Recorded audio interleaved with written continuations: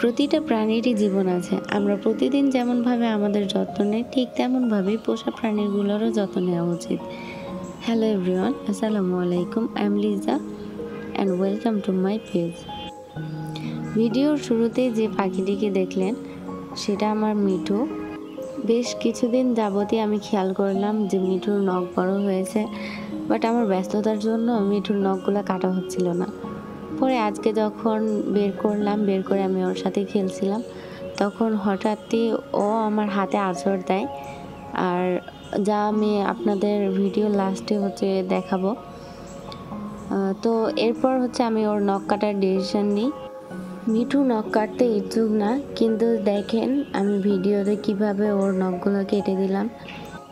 এরপর নখ কাটা হয়ে গেলে দেখেন মিঠু ও আমার কোলে আর এইভাবেই কোনো রকমই থাকতে যাচ্ছে না, শুধু চলে যাচ্ছে। তবুও আমি জোর করে ওরে আদর করতে যাই, আর লাস্টে তো ও আমার কোল থেকে উড়েই চলে গেল।